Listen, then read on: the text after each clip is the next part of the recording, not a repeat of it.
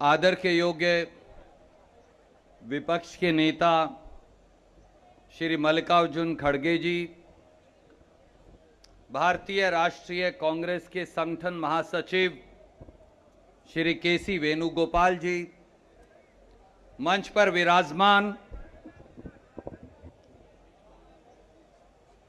Party के आदरणीय महासचिवगण, सचिवगण, सांसदगण, कांग्रेस कार्य समिति के सदस्यगण,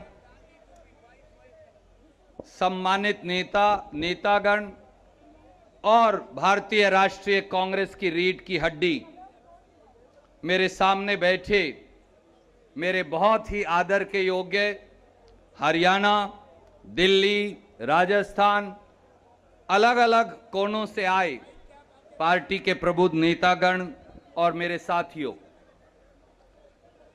आज संघर्ष का दिवस है और इस संघर्ष के दिवस को एक तरफ जहां पूरे हिंदुस्तान में देश का नौजवान मना रहा है, वहां देश की राजधानी के इस केंद्र बिंदु, दिल्ली के इस केंद्र बिंदु, संघर्ष के इस केंद्र बिंदु, जंतर मंतर पर भारतीय राष्ट्रीय कांग्रेस की सेना डटी है। मैं आप सबका अभिनंदन करता हूं, आप सबका वंदन करता हूं और संघर्ष के इस दिवस पर आप सबका स्वागत भी करता हूं।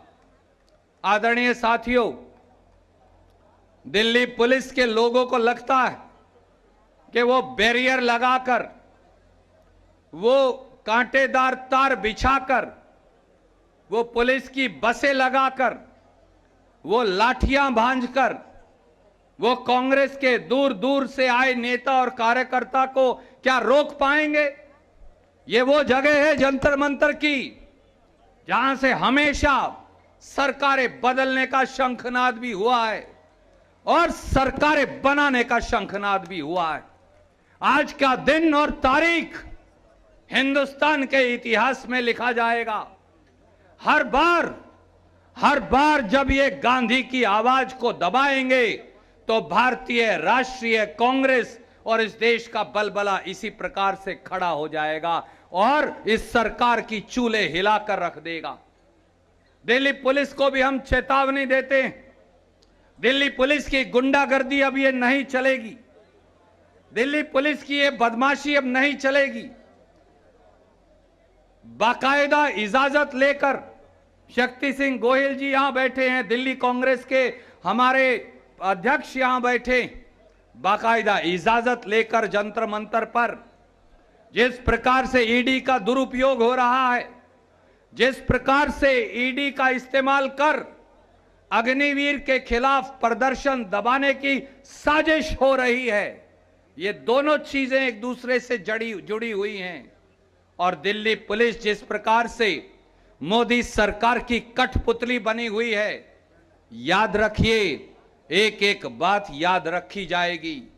मैं चेतावनी देता हूं उन अधिकारियों को भी, दिल्ली पुलिस के उन सब साथियों को भी, आप हमारे ही भाई हैं, हमारे ही बेटे हैं, पर अगर आप मोदी सरकार के कहने से दूर दूर से आए कांग्रेस के कार्यकर्ताओं को जबरन बसों में बिठाकर लेकर जाएंगे, उनकी आवाज को दबाने का प्रयास करेंगे, उन्हें धरना स्थल पर आने से रोकेंगे, 5-5 बैरियर लगाकर एक एक आदमी की एंट्री करके किसी प्रकार से लोग यहां ना पहुंचे, इसका षड्यंत्र के अंदर भागीदार बनेंगे तो फिर इसका हिसाब भी लिया जाएगा। ये याद रखिएगा। समय बदलेगा, समय का चक्कर बदलेगा और जिस दिन बदलेगा, जो कठपुतली बनकर खड़े थे दिल्ली पुलिस के लोग, आज के इस अंग्रेजी ब्रितानवी सरकार के पिट्ठुओं के साथ, क्योंकि यह सरकार भी उसी सरकार का हिस्सा है जिससे भारतीय राष्ट्रीय कांग्रेस लड़ी थी, तो उनका हिसाब भी लिया जाएगा।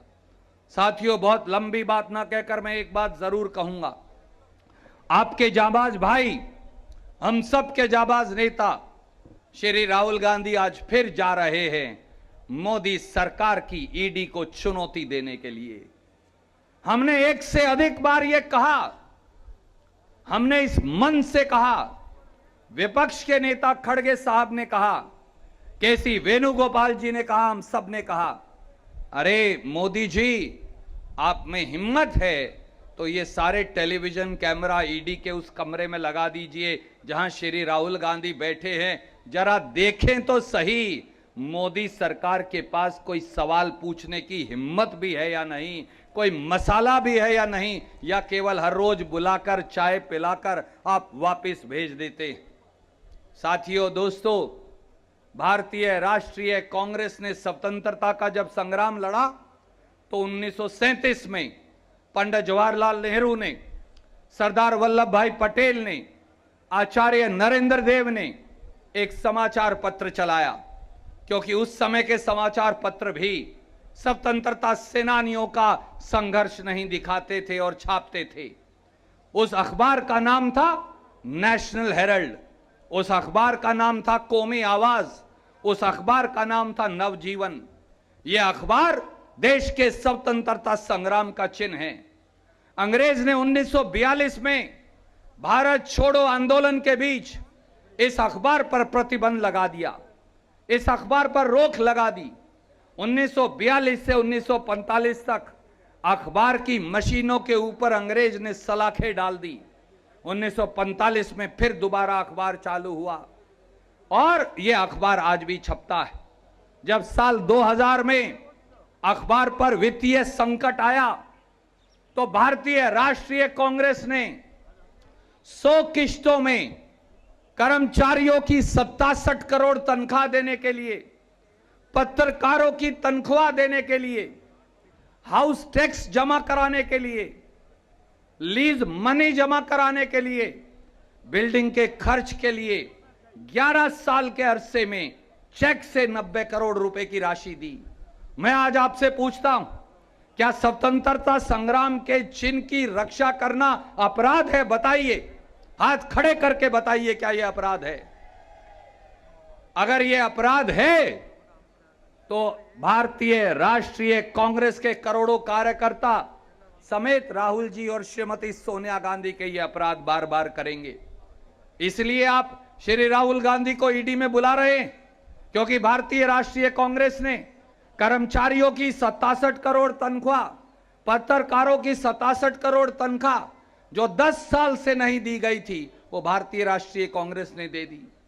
जो लीज मनी, जहां अखबार का दफ्तर चलता है, उसका पैसा जो सालाना भरना होता है, बिजली का बिल जो भरना होता है, वो अगर भारतीय राष्ट्रीय कांग्रेस ने दे दिया तो ये जुर्म कैसे हो सकता है? और अगर ये जुर्म है तो ये जुर्म हम बार बार करेंगे।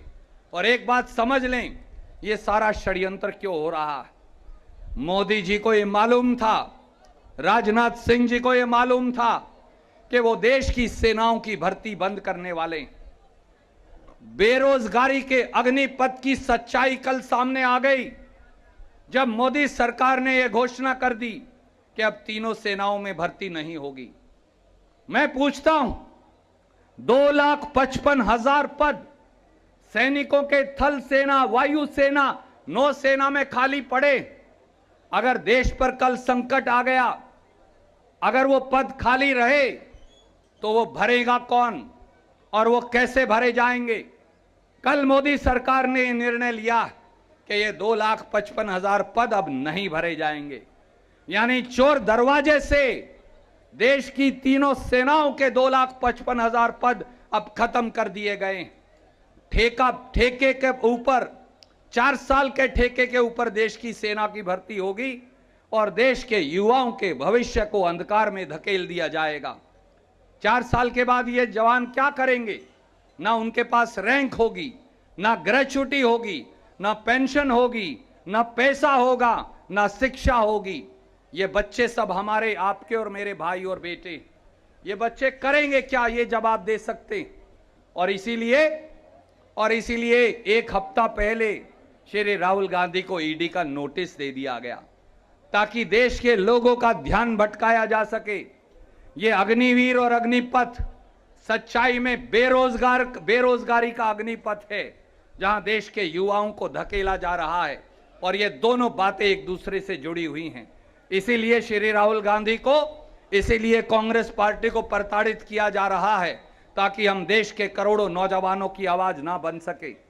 पर आइए आज यहां से संकल्प लेकर जाएं एक एक देश के नौजवान के लिए लड़ेंगे, देश की सेनाओं के सम्मान के लिए लड़ेंगे, बलिदान की परिपाटी के लिए लड़ेंगे, देश की सेनाओं के अनुशासन के लिए लड़ेंगे और हमारे बेटा और बेटियों के अधिकारों के लिए लड़ेंगे। तभी ये यज्ञ संपन्न हो पाएगा। जय हिंद, धन्यवाद।